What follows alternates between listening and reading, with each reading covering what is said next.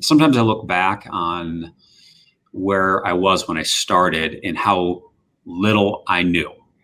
So I think that's one thing. I was listening to a podcast this morning that investors, as they get older, will self-report that they know less about investing the longer they've been doing it.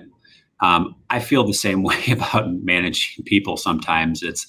I assumed one thing going into it, and the reality of it was you have to be really passionate about people, and you have to be really passionate about growing people and developing. And that's something for me. I didn't necessarily have all the skills, I think, just naturally or by training that maybe somebody would in more of a traditional path where you're an independent contributor, and then all of a sudden maybe you're managing one or two people and you kind of get to grow into that role. I had really stepped into the fire in kind of a crash course in this, and so I had to really learn on the fly and made a lot of mistakes.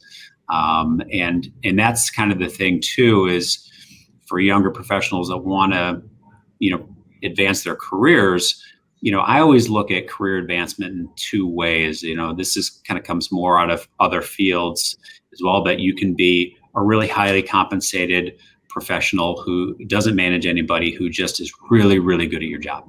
Think attorneys, think, CPAs. Maybe they don't manage anybody, but maybe they're subject matter experts and they can get paid for that and they do a great job there.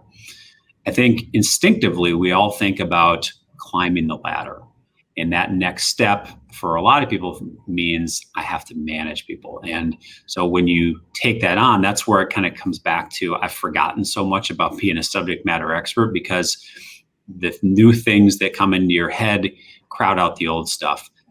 So if for younger professionals, if they're thinking about going down this route and doing more management, it just becomes so much less about you.